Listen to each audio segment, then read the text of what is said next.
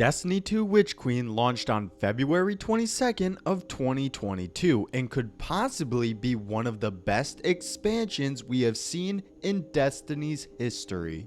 But what does the success of Witch Queen mean for upcoming expansions like Lightfall and the Final Shape, and can Bungie continue what they accomplished so far this year? And what is up, guys? Andrew from the Den Men here, and today I want to talk a little about the future for Destiny and the progress that Witch Queen made for the franchise as a whole. There is a lot to talk about, so if you are excited, make sure you hit that like button and comment what you want to see in Lightfall and the Final Shape. But with that being said, we have a lot to go over, so get comfy, unwind a little, and let's talk a little about the future of Destiny 2. Starting off, we need to talk about what Witch Queen did well so we can figure out what Lightfall and the Final Shape will look like upon release. Witch Queen had its pros and cons, but where it really shined was its campaign, and more specifically the legendary version. This is something that we have never seen in Destiny and gives a good grasp on what Bungie can actually do from a gameplay and story-driven standpoint. From the storytelling side of things, Witch Queen gave us plenty of shocking reveals, twists, and good characters to follow. Take something like the reveal that the Hive were actually tricked by the darkness. This is a great plot twist to add, and especially a great way to reintroduce the stories of the Books of Sorrows to newer fans in a shortened version. The way they were able to slightly change a little bit of what the Books of Sorrows gave us and make it more interesting shows the type of potential Bungie has in this field. Then there's also how Savathun got the light, and the characters within the expansion start to question whether the Traveler's on our side or something far worse.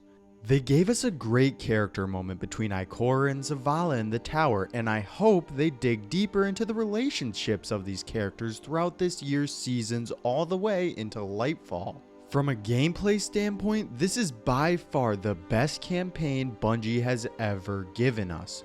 All of the levels were crafted with great set designs and mechanics that challenged the player in ways other campaigns did not. And it wasn't like you were just trying to rush through to get to the end game either. They were interesting in a lot of different ways and weren't that short either. On legendary difficulty, some of the missions would take over an hour to complete, but most of what was happening didn't feel forced. It all blended together really nicely and gave the player a great experience, especially on legendary difficulty. This level of challenge needs to be in every campaign, and I'm glad that they already confirmed it will be a part of Lightfall's story. Legendary difficulty wasn't a cakewalk, but just the right amount of difficulty that it would be challenging for veterans and newer players alike, and was overall a great experience. What I really want to see for Lightfall and the Final Shape is Bungie building off of what they already accomplished for Witch Queen. If they can find a way to change what they did with the Witch Queen campaign and keep the legendary difficulty the same feel, then we could be seeing a great story for Lightfall and beyond. From a storyline standpoint, it looks like we'll be facing off against the Witness, which is one of our greatest foes and has been teased a lot in recent years. All of these different features could make for a great campaign, and I would love to see what Bungie does to make it even better than what we saw in Witch Queen. Next up, we need to talk about Void 3.0 and how it succeeded where Stasis failed. It's no secret that Stasis was very polarizing in the Destiny community. Some people enjoyed how it changed the game, and others disliked it for being so much stronger than what we already had at the time. Over time, Bungie was able to correct some of what Stasis did through nerfs to everything about the subclass itself. Void 3.0, on the other hand, brought a revamp to an existing subclass and made it more viable in the sandbox. Not only that, but the customization that it has is a good change from the skill trees the Light Supers suffer from. Throughout the year, we will be seeing Arc and Solar 3.0, and this is a great quality of life improvement coming to Destiny.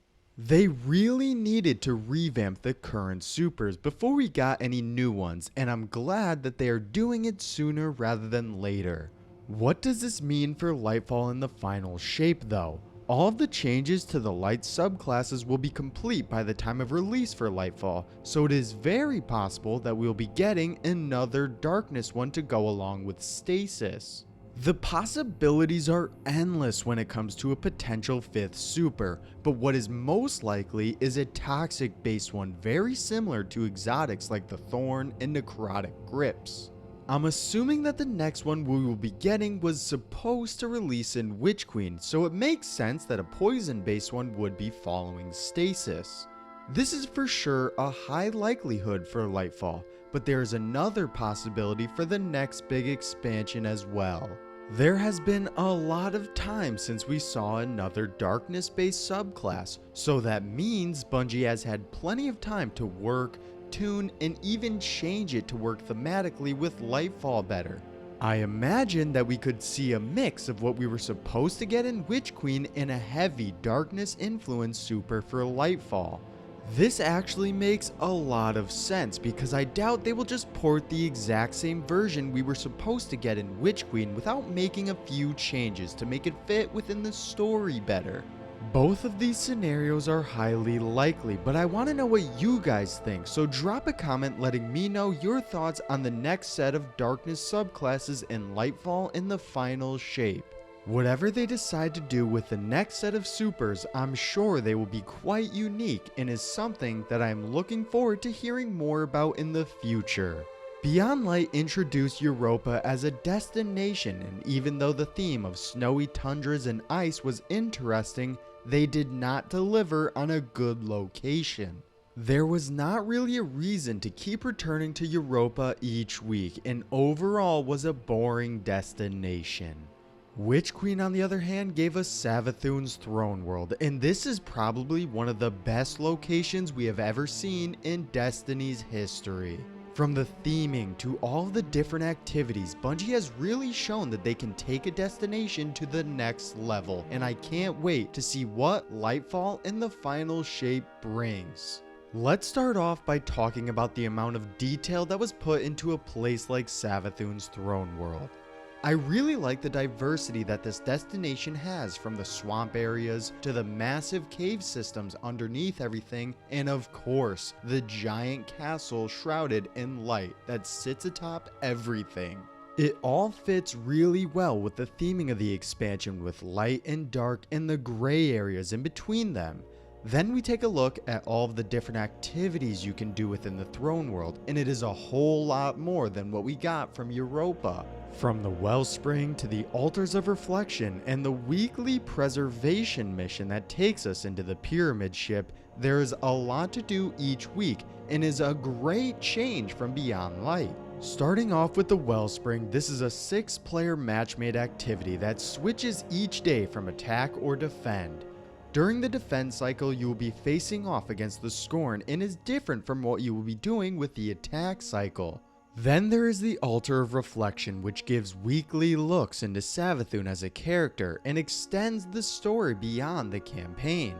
This is a great addition because it gets the player asking questions on what is true and what is just another of Savathun's tricks. Preservation is also very unique because it takes place where the raid is and brings players into a pyramid ship. What I really enjoy about this is that if people can't find a team to do the raid, this is an alternative to still being able to travel within some of its areas.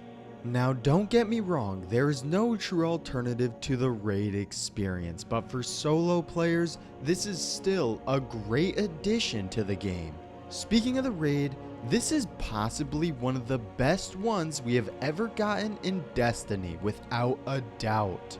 Bungie does a great job when it comes to these particular activities, so I wouldn't really want anything to change too drastically in Lightfall in the final shape. I really enjoy the amount of movement the final boss has in Vow of the Disciple, and this is something that they should continue to do in the future. It changes up the way we have a DPS phase and is a welcome change to past raid experiences. Overall, Witch Queen delivered on a great expansion, and I'm looking forward to seeing what future ones like Lightfall and the final shape bring to the table. If they continue to push the boundaries on what players expect while also delivering on things like the legendary campaign or a great new super, then Lightfall and the final shape has the potential to be even better than what we got in Witch Queen. With that being said, we still have a good amount of time and 3 whole seasons to get through before Lightfall drops, so there's still a lot that Bungie can do, and I'm looking forward to seeing what they have to offer. But that is all for me now though, guys. If you enjoyed the video, make sure to leave a like and subscribe. Comment any videos you want to see in the future, and I'll see you all next time.